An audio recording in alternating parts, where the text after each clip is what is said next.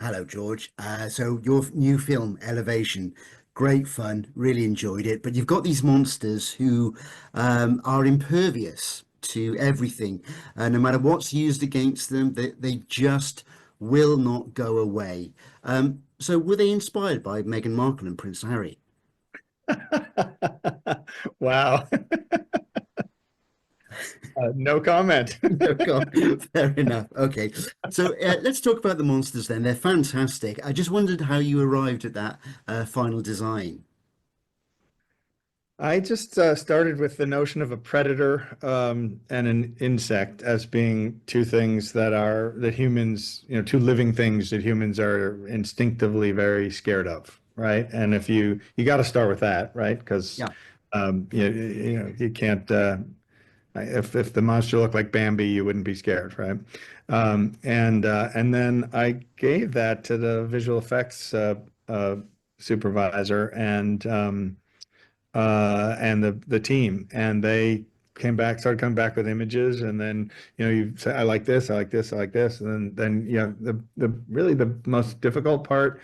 I've mentioned this to a bunch of people is the animation is making that monster move like something that's real, even though it is not there isn't like a real thing to look at. You're looking at a combination of real things, and you're saying, how does that thing run? How does it gallop? How does it trot? How does it walk?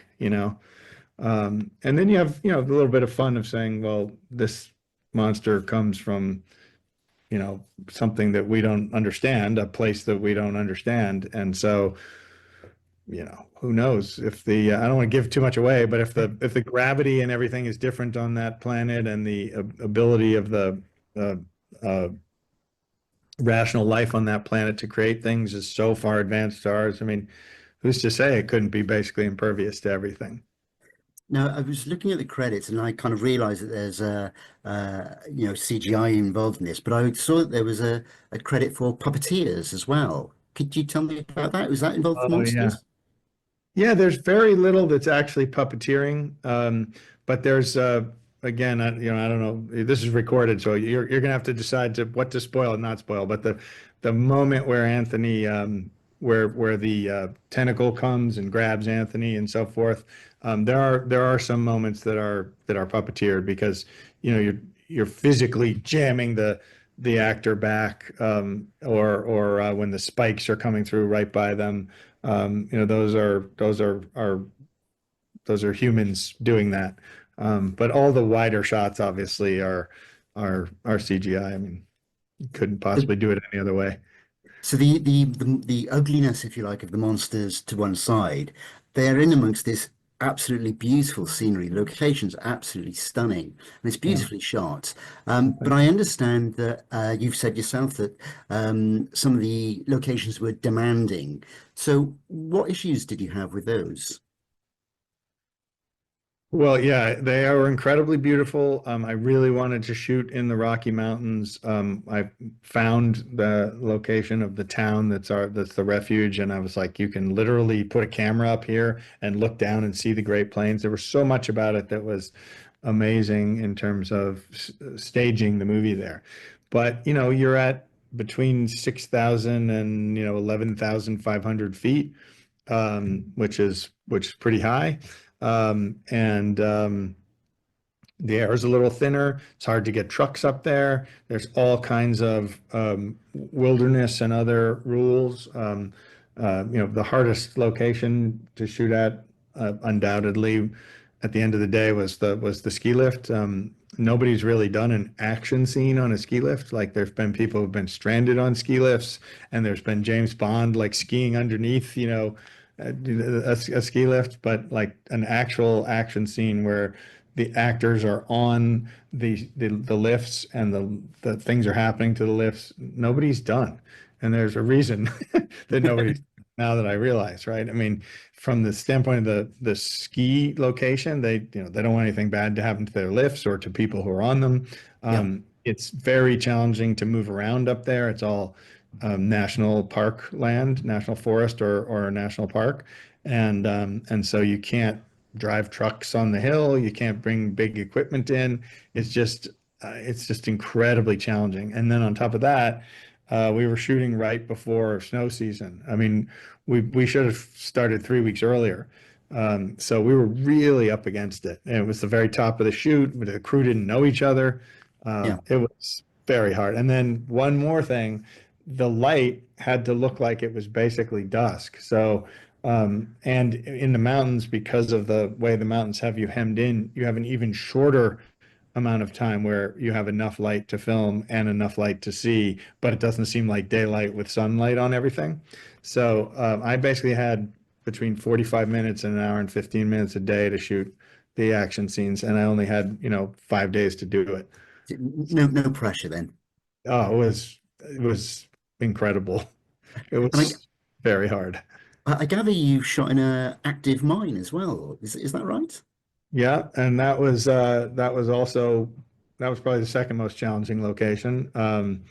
It is an active mine. It's used for mostly for teaching and training, but still many dangers to it. And so keeping the crew safe, finding how to, well, just loading the equipment in. I mean, you're 3/4 of a mile or whatever from the entrance of the mine in some of those, and you're underneath, a mile or two of rock. Um, so that's, just the load in, just okay, how do we run cables here? How do we, deal with air quality? How do we move the camera? I mean, we had this incredible camera operator who was on a Segway for some of those. Like he's literally on a Segway going, 20 plus miles an hour holding a camera, following, Anthony running at full speed, you know? That's quite some skill. Yeah, it's amazing. I mean, it's really Now, amazing. now, you produce and direct, and you've got Anthony Mackie producing and starring.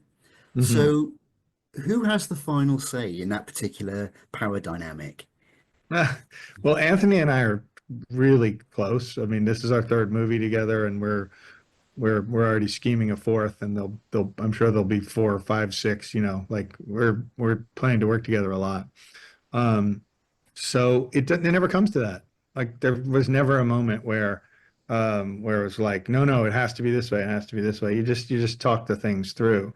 And most actors, as long as the logic of the scene is there, as long as you're not asking them to do something where they're like, I can't make sense of that. My character wouldn't do this. Um, it's one of the really wonderful things about actors is right. They're acting truthfully under imaginary circumstances. As long as you create the imaginary circumstances in a way that they can do that job, they're usually up for it. Now, the way that this is kind of set up, it does seem to lend itself to a sequel. So, can we expect a sequel? Well, I guess it depends how many people see it in Great Britain, right? Yeah, I mean, it's all about how much it costs to make a movie and how big of an audience there'll be. So the more people see it, the more likely.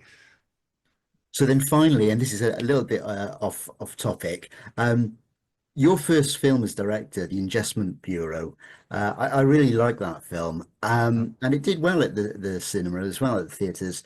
Uh, was a sequel ever planned for that?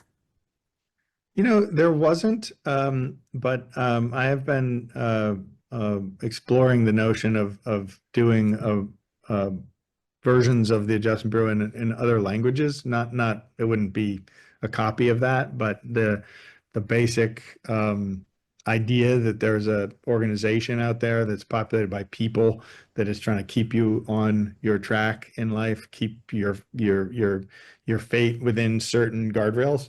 I think is incredibly rich, and there could be more. Could be a TV show, who knows?